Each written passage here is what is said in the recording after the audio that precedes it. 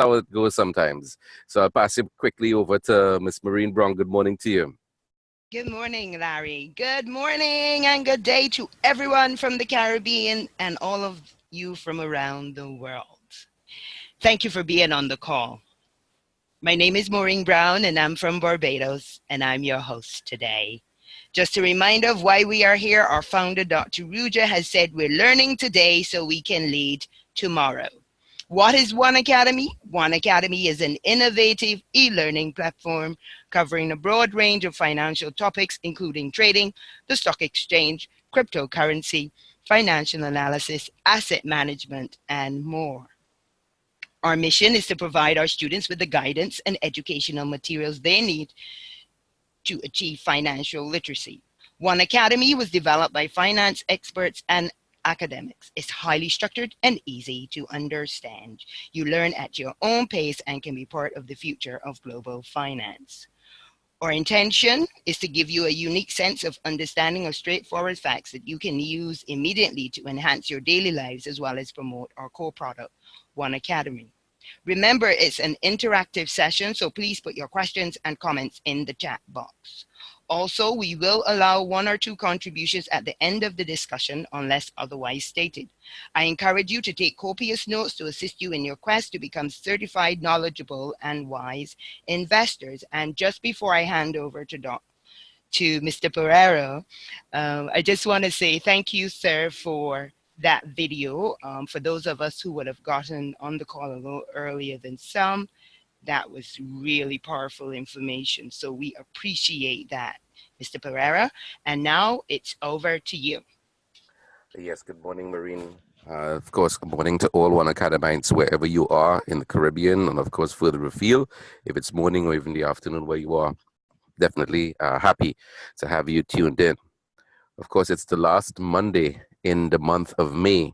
We were practically on the home stretch to month's end, and we're really going to continue our quest today as it relates to continually looking for more and more creative ways to educate you and to give you the education that you need. Because Robert Kiyosaki, in this screen here that you're seeing that I'm about to play, this 2.5-minute video, really echoes the sentiment as to why you really need financial education. Let's take a look at what Robert Kiyosaki and Kim Kiyosaki, his wife, has to say. Hello, welcome. And I want to welcome the women that are here today because, you know, no matter whether you're single, whether you're married, whether you're in a long-term relationship. Don't marry a poor guy. your financial well-being is up to you. Nobody else. So whether you're going into business, whether you're investing, your money is about you being smart with your money, about getting educated so that you can grow your money. But ultimately, it's up to you. The story of Rich Dad, Poor Dad is you got to be very careful who your instructors are. Like my poor dad was a great man, but he was an employee. You know, he was a PhD. He didn't know anything about money. So why would you listen to somebody who's really never been successful in money? You see, in the past, it used to be you went to school and got a job and became an accountant or attorney. Well, those guys pay the highest taxes. That's on my poor dad's side. And the rich dad's side is you took financial education and you become like a guy like Elon Musk or Steve Jobs, you know, great entrepreneurs who never finished school. You know, Elon Musk never finished school. He's probably the greatest entrepreneur of our times. And Bill Gates and Steve Jobs never finished school. So you guys are in the right place at the right time, but be careful. You must watch your mindset because you still might have my poor dad's attitude about go to school and get a job. But also you have to understand there's another point of view, which is my rich dad's side. So congratulations for investing in your financial education. Because in my opinion, my personal opinion, the worst advice today is go to school, get a job, and invest for the long term in the stock market. Why would you invest in the long term of the stock market when the stock market's at all-time highs? And why would you save money when governments in the world are printing money? So congratulations for looking more at my rich dad side. And especially, you know, given this economy today, and they say, oh, there's a recovery. Well, there's no recovery happening in this economy. But we really believe that your financial education is more important today than ever. And it's where you get your financial education and who you get your financial education from, which really makes the big difference and gives you the advantage, that economic advantage that only you're going to get through your own education. So congratulations for choosing your financial education. Thank you. So, One Academics, congratulations this morning for taking the time, for making the decision to be on this call this morning. Of course, it's still time to send the invitation out to everyone that needs to be on this call. We did a lot of work last week when we spoke heavily about what the system really entails. We talked a lot about the economic hitman. We talked about, the things that governments generally do. They print money.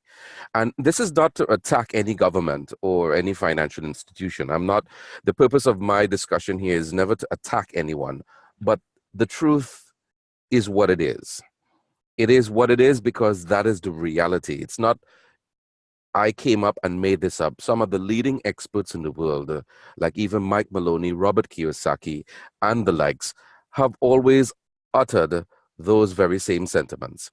And when we read in the manuals, the One Academy manuals, you begin to understand what is taking place. And I really have to thank Dr. Ruja in her brilliance as it relates to conceptualizing the One Academy manuals in levels 1 and 2.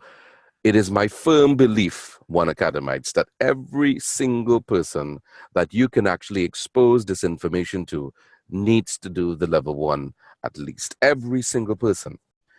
Simply because the amount of information that's present in this level 1 is enough to give you the foundation that you need. So we're going to talk a little bit about central banks this morning. I'm going to read a little bit from the manual so that you can actually get some ideas as it relates to what the manual is actually saying. Well, my manual says that we're roughly on page 47. There may be slight adjustments depending on the manual that you're using. But let's talk a little bit about the role of central banks. We talk about, by definition, what banks do. Let's look at the main bank in every country. It's basically the central bank. In the US, the central bank is called the Federal Reserve. So up to this point, we really looked at private banks and the economy, and we really looked at the risks that were actually systemic to what banks are facing. A perfect example of systemic risk was 5 years ago when the IMF had to levy on Greece because they could not have paid their debt. And of course, there was an overrun on the banks. Another classic case, in my opinion, it was a test run, a dress rehearsal of what is to come. Because we are already dangerously positioned on the precipice. So we take a glance on the function of central banks. So unlike private banks, central banks, or what we would say government bodies, are non-profit seeking entities and serve very different functions from investment and commercial banks. And when we say non-profit entities, commercial banks do not lend money. Sorry, central banks do not lend money. Commercial banks do, they collect interest, and they are designed to earn a profit. So at the end of the day, the bank is a business entity. The bank may be providing a service, a unique service for that matter, but at the end of the day, the bank is in business to make a profit. And like any business, the purpose of a business entity is to what? Earn profits, right? So unlike other banks, central banks are relatively a recent invention of the banking system. Central banks only came on stream in less than 100 years ago, compared to how money started well over 500 years ago in terms of the representation of what we think is money, that's called paper. And I keep saying this because I really want you to understand that there is a unique difference between what is currency and what is money. You need to understand the difference. You need to start changing the language in how you speak. What you have in your pocket, One Academites, is not money. That's the long and short. We use it interchangeably, but you need to know that it's not money. What you have in your pocket is a representation of perceived value, but it's not. All right. Money, by definition, is anything that increases in value over time. We already spoke about that last week when I went a little bit more in detail about that, and even the week before with Mike Maloney. And of course, The Hidden Secrets of Money is a very good video that I would advise you to start looking if you haven't looked at it before, or if you're pretty new to the One Academy series. Get on the YouTube, type in Mike Maloney, that's Maloney, The Hidden Secrets of Money Part 1. There's actually a 7-part series that, in my humblest view, you should really look at all those 7 videos. That really helps you to get a general perspective of what's money, what's currency, the role of the central bank, commercial banks, etc. That really gives you a crash course in basic financial literacy. So take note of that, One Academites. All right. So unlike any other institution, the central banking system is predominantly new. All right. And this is very important to note because central banks are responsible for a number of things. What central banks are in fact responsible for is setting the monetary policies of a particular country or countries where you live, right? So central banks deal specifically in a number of functions. And we just want to actually go through some of those functions right now. So today, there are different types of central banks in terms of their mandates, in terms of what they're required to do from government regulations. So for instance, some strive to attain full employment, while others keep to more traditional functions only. Usually only, however, central banks serve several main functions within the economy. They decide the level of the base interest rates. And we spoke a little bit about interest rates, I would say over a month ago. And what an interest rate is and how that really works has a lot to do with speeding up or slowing down the economy. If you lower interest rates, what in fact you're doing is that you're actually generally giving depositors more access to their money, meaning, you have to pay less to the bank. So if you pay less to the bank, you have more disposable income. So you're increasing what we will term the velocity of money. And when velocity of money speeds up in the economy, it sends a strong signal economically through the entire system. So the economy speeds up. The Feds are always doing that. The FOMC, which is the branch that controls the printing of the money and the monetary policies set by the US, sets interest rates. You'll probably hear it on the news, where the Feds just set the interest rate by whatever percentage. And when the percentage of the interest rates goes up, it definitely discourages borrowing and, of course, slows down the economy, especially if it's actually overheating. So that's one of the main rules about central banks in terms of what they do. They are responsible for the money supply. And when we say they're responsible for the money supply, they are responsible for literally injecting the money into the economy through the commercial banks, or by extension through government, through their policies, especially the Ministry of Finance, that they deal specifically. In many CARICOM nations in particular, the Minister of Finance predominantly is the Prime Minister, who really controls how that operation actually is handled. In many other countries, it may be similar, or of course, a separate Minister of Finance or the Ministry of Finance will actually be responsible for enacting government's monetary position in terms of how money is going to be spent and so on. All right, so this form of regulatory framework is what the central banks are responsible for, and within which all other banks on the market in the concrete country in which they operate, as we had just spoken. And other than this, they also receive deposits, often from the commercial banks, because the commercial banks are required by law to make a certain amount of deposits into the central bank. All right, and that has a lot to do with fractional reserve banking as well, which is sometimes kept at the vaults of the central bank, and the idea being attaining a more stable banking system overall. So let's talk a little bit about the components now of the central bank. And one of the main components, as I've said, is the money supply. And we'll address the money supply before I actually share with you a couple of videos that will possibly be very exciting in terms of what you would hear about some people's opinion about central banks. It has been actually shared in many of the WhatsApp groups before, but if you have not, well, this is an opportunity to take a look at it. So central banks are the organ that issues and maintains physical money. within a certain economy. And when we say a certain economy, would be your economy we're referring to. And it's serving its former function. The central bank is the organ responsible for the money supply. It's very important because with it, the bank is responsible, and you notice I highlighted some of the keywords, for the stability of the economy.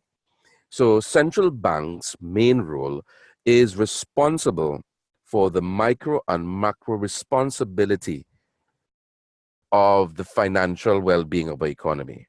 Of course, the economy or the health of the economy is really initiated by the money supply.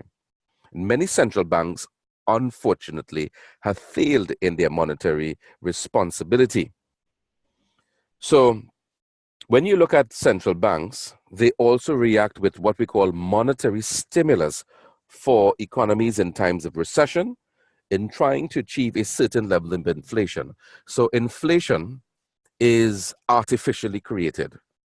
Inflation in the economy is not based on solely external factors. Inflation is directly proportional or related to the money supply that is injected by a central bank. So governments do in fact control inflation. However, inflation is a double-edged sword, and in some cases, based on the mechanism in terms of the interest rates that they set sometimes, inflation can run away. A perfect example of inflation running away is our next door neighbor, Venezuela, which has hyperinflation, in which the money has absolutely no value. The paper, right? You notice I use the term interchangeably because it's still in our head. The currency has no value. The last time I was there in Caracas 6 months ago, it was 48,000 bolivars to $1. Unbelievable. So it is a classic case of what happens when governments delve too much in monetary policy that favors the effects of printing money more than value. And this is just the reality of how things work today. So with the injection of more money into the economy, which is by definition how inflation is created, they decrease the purchasing power of the monetary unit, meaning your currency. So central bank, every time they supply more money into the system, called monetary stimulus, they are in fact affecting the purchasing power of your currency, meaning that every time you go to the supermarket or you buy anything for that matter, you will be paying more for less. And as you continue to use currency, you will experience more for less. Money does not offer that. If you have real money, you will always be getting value. So value is directly related to real money.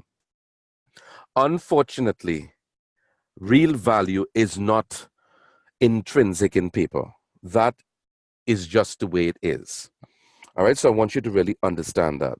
And also often lead to other negative consequences as well, like bringing irresponsible behavior on part of politicians, since central banks are the leading buyer of government debt, like government treasury bills and bonds, etc., and creating bubbles in the economy as well. So central banks work hand in hand with politicians who definitely set the monetary policies of many countries. And it's very interesting how that actually works. So I really want to share with you a very important video that, in my opinion, really underscores the importance of what really takes place as it relates to how central bank really operates. It's actually a video that I believe that you may have seen before, but if you have not seen this video before, it's actually a very good video for you to actually take a look at. It's by Godfrey Bloom. All right, and actually he represents the central bank. Mr. Godfrey Bloom.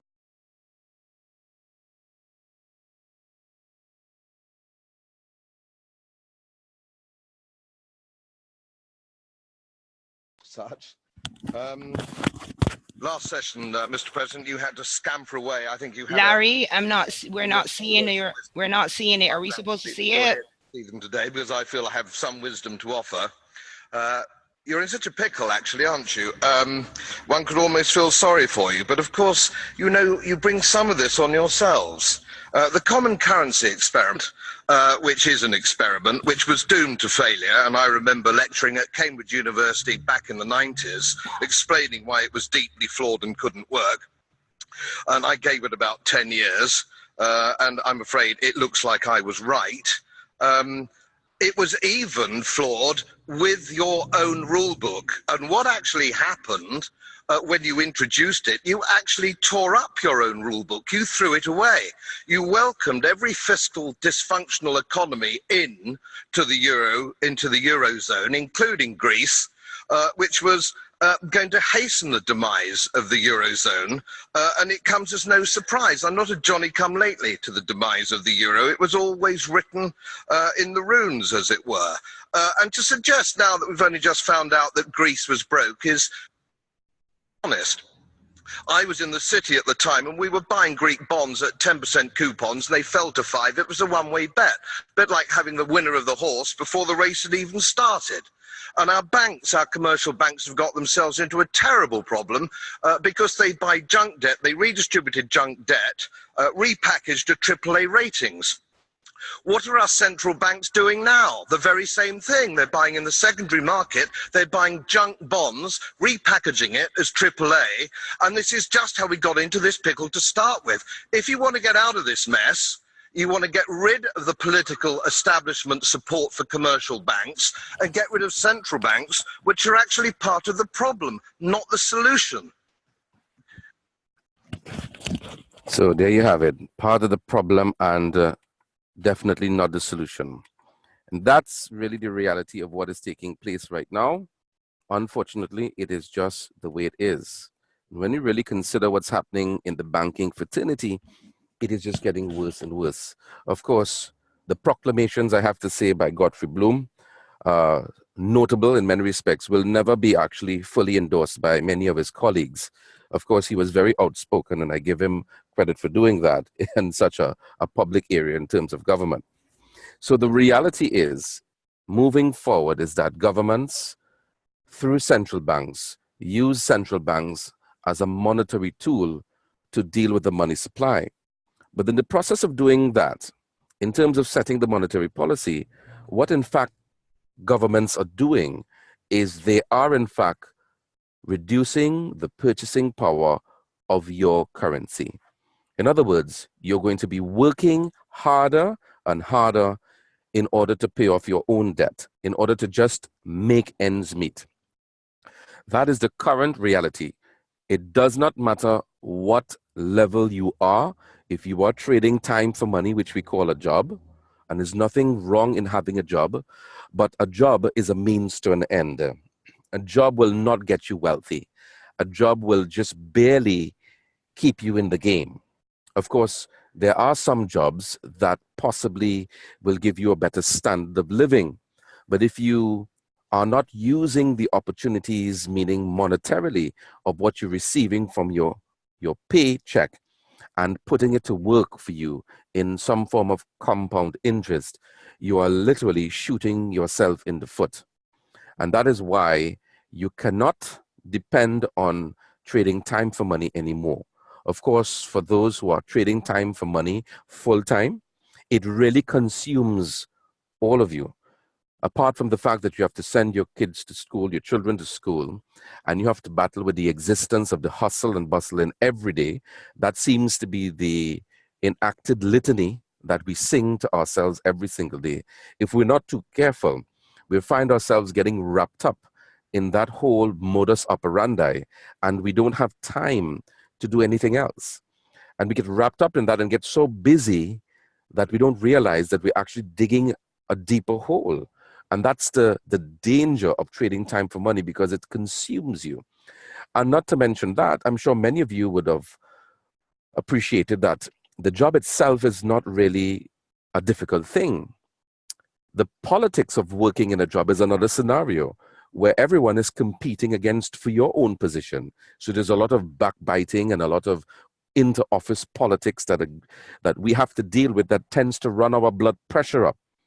And I'm sure many of you might be nodding your heads and say, yes, So when you really consider, it's never the aspect of the job itself, it's the interaction of the human species which seem to be the most difficult of all. So when you look at the role of central banks moving forward, you realize that they also govern regulatory framework. In other words, they set how much money can be printed. They also have regulations that they also work within the political framework then. Of course, they also have relationships as being a creditor to other banks. And of course, in your personal country, your central bank will be lending money to the commercial banks at a particular interest rate. All right. And then, of course, the bank is lending out loans to its depositors, etc. And of course, they are using the fractional reserve model, which in many respects is like a magic wand that literally creates money. So really and truly, what commercial banks do is commercial banks are in fact creating money out of thin air. That's really how the monetary policy is.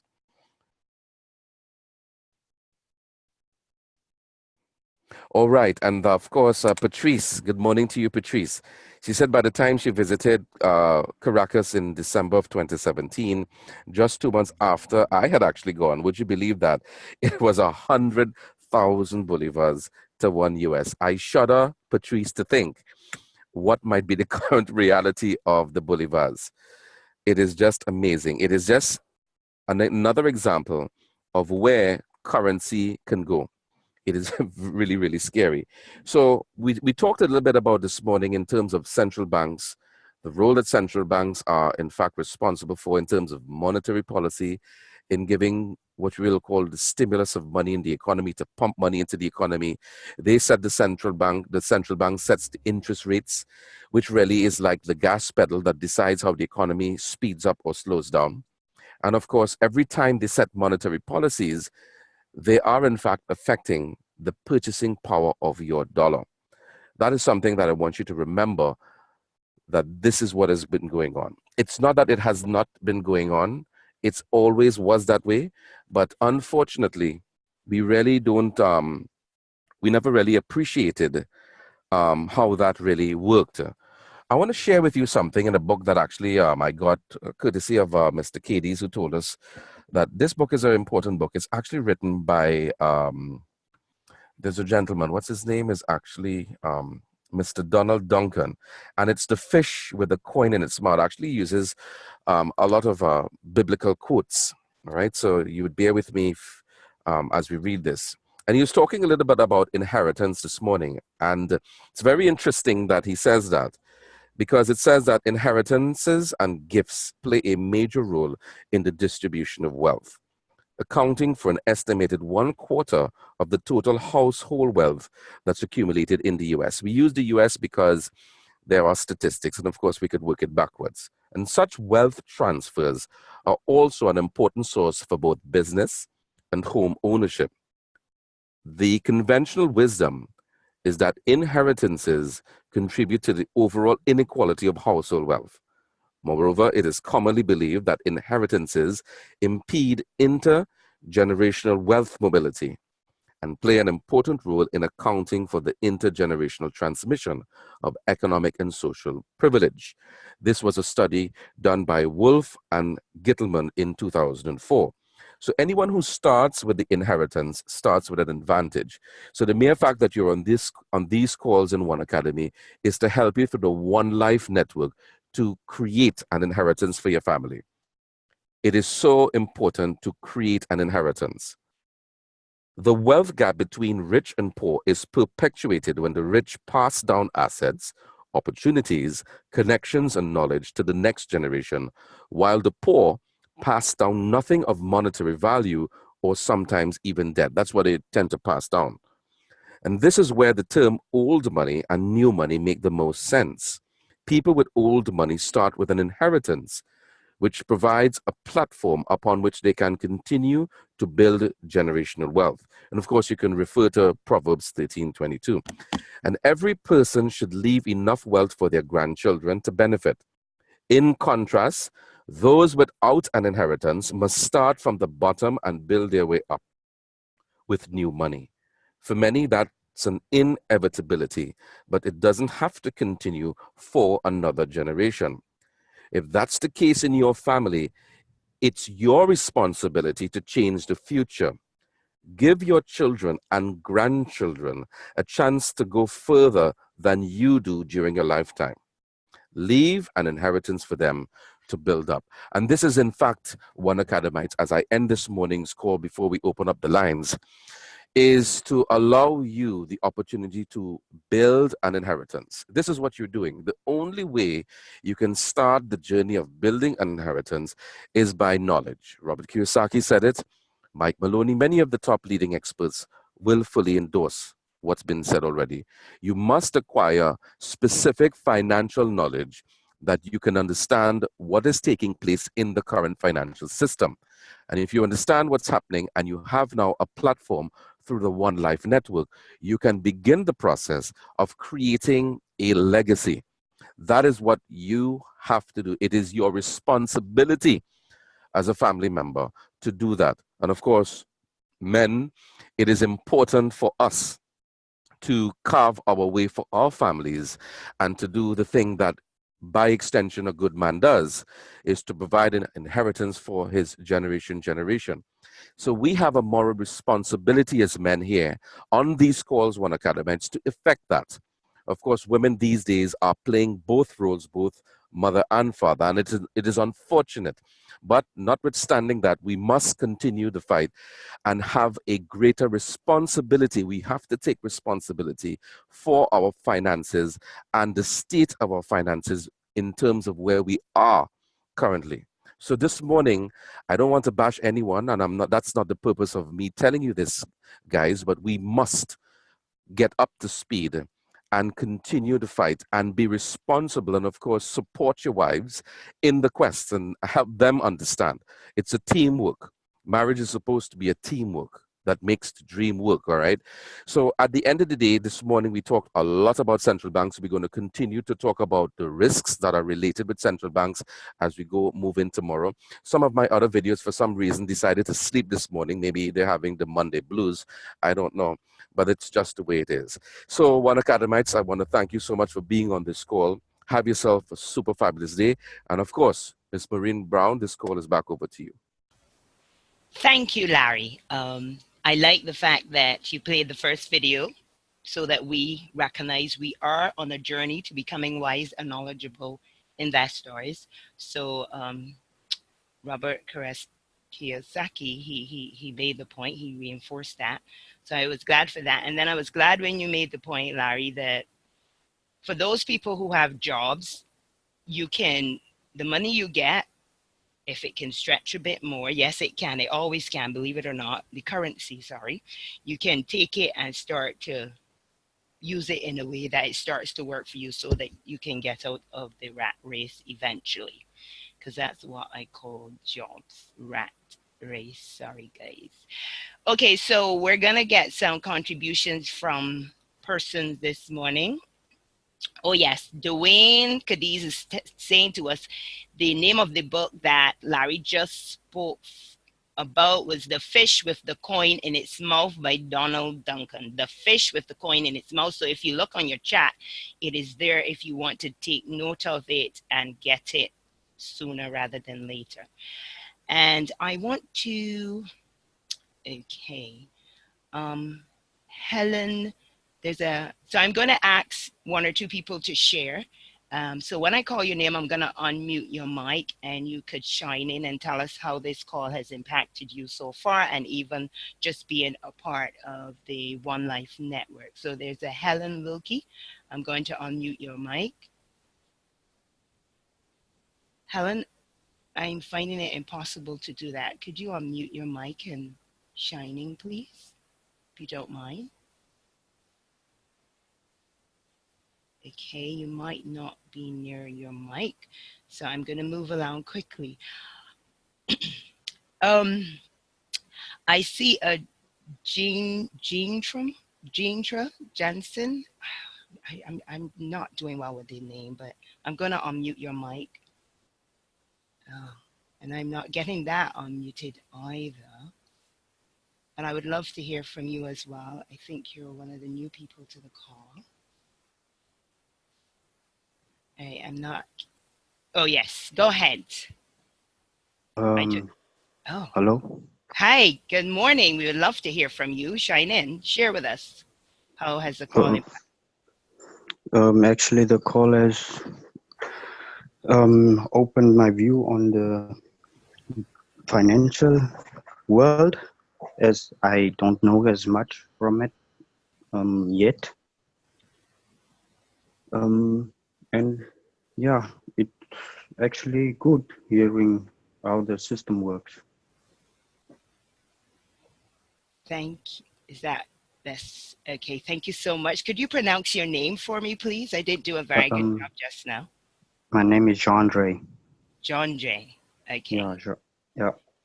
Well, welcome to the call, because I did notice you were one of the new people, I think. Yeah. Where are you from? I'm originally from Namibia, but I am in Germany now. Oh, okay. Well, welcome. We're glad to have those from Europe join us. Thank you for being on the call, and I hope you would invite some more of your colleagues. Thank you for shining in. Have a great day. Okay. Ivan and Michelle, good morning. I want to hear from you. Unmute your mic, please. Ivan and Michelle.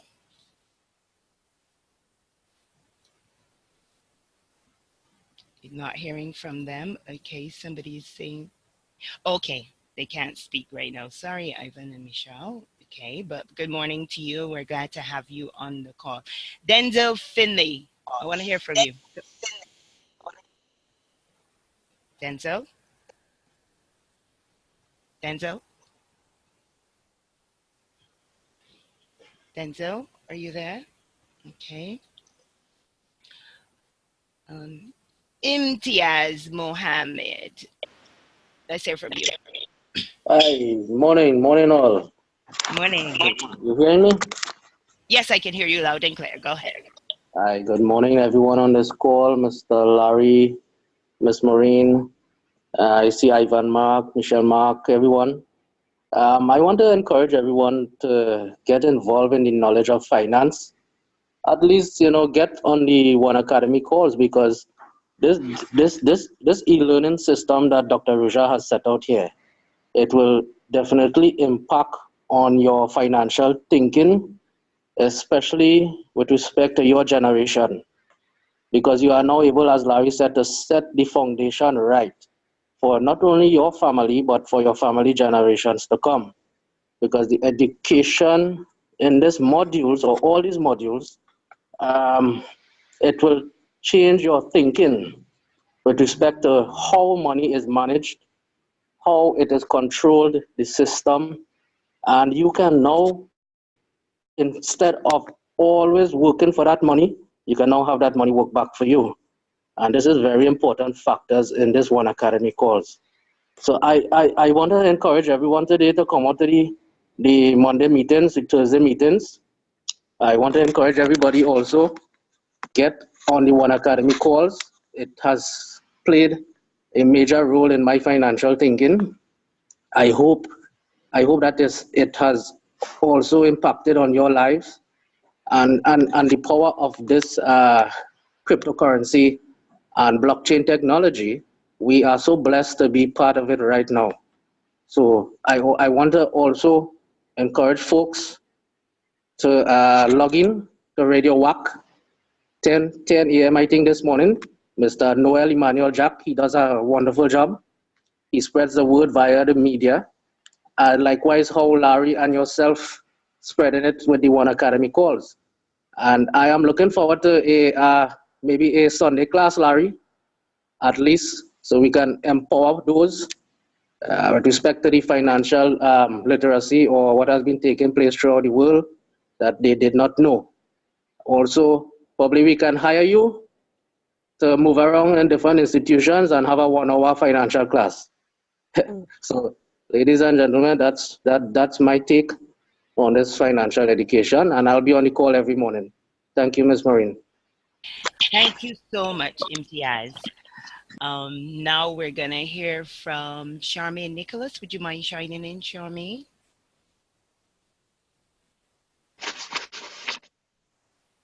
Go ahead, Charmaine. Charmaine?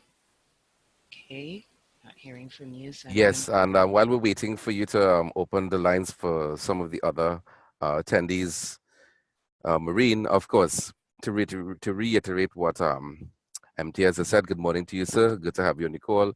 Definitely looking forward to doing some work on Sundays too as well. Let's see how that can materialize as we continue to share, the education all over for all. Thank you, Larry.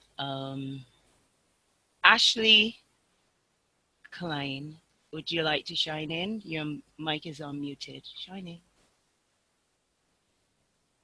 Ashley? Okay, not there. Moving along quickly.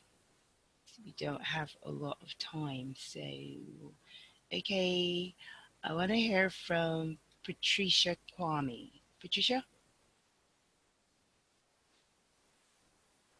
Patricia? You can shine in. Okay, haven't heard from Patricia either. Mary Beal, would you like to shine in? I can't seem to get your mic unmuted. Would you mind unmuting that and speaking? Mary Beal? Okay, not hearing from you either. Moving along quickly. Patricia Ryan, do you want to shine in today? Hi. Hi, good morning. Shine in. Thank you for the opportunity to shine in. I actually left a message in the chat there telling Larry that the present rate in Venezuela right now is 1.3 million bolivarians to 1 USD. My God. Which is unbelievably crazy. You want to reiterate that rate of exchange, 1.3 million? 1.3 million bolivarians to 1 USD. Oh my goodness. I'm actually planning on making a trip over there soon, so I had to find out, what's happening, and that's what they told me. Wow. I felt like I didn't understand Spanish when he told me that. Yeah, that is unbelievable. That's what you call hyperinflation. Yes. So I normally I would have a class at 6 to 7 in the morning. I teach English. And you know what? I said, no, I have to change that because I need to get on these calls. And I'm very, very privileged and honored to be on the call this morning because of the information that I'm receiving. My mind now is going and it gets me into that place. This is why the call is very important. It gets me into that place where my day is set. My one life day is set. Because of course I seek God first in the morning and then I will get on the call to set my one life day. And I have a meeting today with a guy in Venezuela. It's so crazy over there right now that people are trying to just sell off everything that they have. They're selling their houses. So I have a follow-up meeting with the guy today who wants to accept points for his house, his business, a lot of different things. So I know that individuals are looking for a way out of there right now because of the situation. So we who have this opportunity at hand, this One Academy, and these individuals who are helping us to understand better the information that we have, we need to hold on to it and help lots of individuals. Venezuela needs help. So I'm honored to be a part of this One Academy, to be a part of One Life. I'm happy that I said yes to this opportunity so that I could be one of those individuals that could share information and help individuals out of the situation that they're in presently. So thank you very much for allowing me to share this morning. Thank you, Patrice. Noel Emmanuel Jack is saying to us, remember on Mondays, every Monday at 5 minutes past 10 a.m., and that's our local time in the Caribbean, well, at least in the Eastern Caribbean. He's saying to listen to WAC Radio 90.1 FM. So I wanted to end the call with Patrice James, but you were saying, Patrice, that you can't hear. So I'm going to unmute your mic, and could you shine in? Just let me let Noel say something. Noel, Emmanuel, Jack, do you want to say something? Because I'm not sure if I did it very well about the radio thing. So if you want to repeat that, Noel. Noel. Noel. I'm not getting your mic unmuted. Do you want to? Okay, are you hearing me now? Yes, I am. Okay, good morning to you, Maureen, and also Larry Pereira, and everyone that is on the call right now. It's such a good feeling to have a community of miners, a community of educators that are pioneering this one life opportunity in this world of cryptocurrency. Yes, you're correct. Our program is on every Monday morning at 10:05 on Radio WAC 90.1 FM. And the program is called The World of Cryptocurrency, where we investigate and analyze the various trends in cryptocurrency, defining what is cryptocurrency, the blockchain technology, the merchant platform, Dealshaker, and all the likes that are associated with cryptocurrency. And I'm encouraging every one of you to listen to it, tell your friends, tell your neighbors, send the information to them so that they can be educated. You guys are doing a fantastic job, and I'd just like to encourage every single one of us to get more people on the call and to continue this great pioneering work of cryptocurrency. Have a blessed day, everyone. Thank you. Thank you, Noel. Patrice James, we will end with you. Can you hear me, Maureen? Yes, I'm hearing you loud and clear. All right. Good morning, everyone. Good morning to you, Maureen. Great job as usual. And good morning to you, Larry, Mr. Larry Pereira. I'm listening to the call this morning, and I'm thinking when Larry was reading from the fish with the coin in his mouth, I think that's the name of the book, and talking about leaving an inheritance. I am just, all up in my thoughts about if I could go back a bit, in 2010, when King James and I got married, our intention was, of course, that we would leave a legacy, that we would leave an inheritance for our children and children's children and generations to come, with the current business, with the business that we were doing at that time. And we were working very hard, really working hard, thinking positively, but in this stage of learning, where we teach all the time of unconscious incompetence. And I really just want to take a moment to thank Dr. Ruja Ignatova and even those who are educating people about the opportunity. Because if it wasn't for those persons who decided to tell us about it, then we would have remained in that stage. We would have maybe 10 years from now, or even shorter, because it's really becoming something mainstream. We would have been accepting cryptocurrency, or find out that, hey, the company that we are doing business with, they now accept cryptocurrency, and we would have to purchase cryptocurrency. But because of this opportunity, and it blows my mind, it really blows my mind when I think about the opportunity that we have, where if I want, I could decide to move to anywhere in the world right now, purchase a home, as we have so many deals and opportunities on the Dealshaker, a house and a car, the things that people work for, the dream house and dream car for years. But more than that, because we live in the lack of money so much sometimes that it's all we think about. The less fortunate ones is all that we think about, and we just want material things. But even the One Academy and this opportunity gives us the opportunity now to acquire those things, and then to think beyond, think about the less fortunate people in the world, that we could now say, I could supply groceries for a family or 10 families for every month for a period of time, and even help empower them through this opportunity. I am just really in a space of gratefulness, of gratitude to those who take the opportunity. They go beyond, because Dr. Ruja just, we could have just decided, okay, let me get my coins and sit back. But Maureen is taking off her time, giving up her time freely. Larry is giving up his time. People like Dwayne KDs, Ivan and Michelle, Mark, who travel the world on their own finance many times, just to ensure that others have this opportunity. And if you're on the call and you are not sharing the opportunity as you're supposed to, you still have that opportunity with the little that you know. Even by telling them, hey, I am not an expert.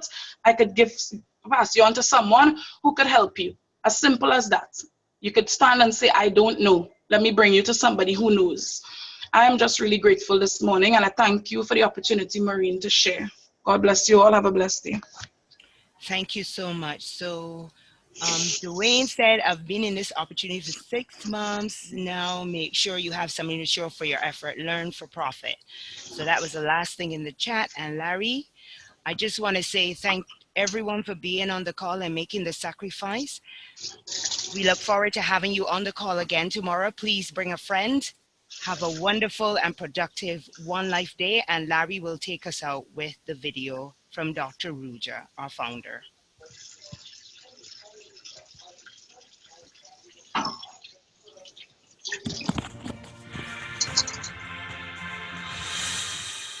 The One Academy is the heart of our company. Cryptocurrency is not an easy product. It's a very innovative product based on technology and based on very, very complex concepts. For us to be part of this financial revolution, to be part of cryptocurrency and of a community, we need to understand exactly what we do and what we talk about. And this is why we have the One Academy. The One Academy provides you with concepts, provides you with explanation on cryptocurrency and on the financial world. I would encourage everybody to join the courses, to do the certificates, and to understand thoroughly how to use cryptocurrency, what cryptocurrency is, and how we can change the world by using cryptocurrency. One Academy. Learn today, lead tomorrow.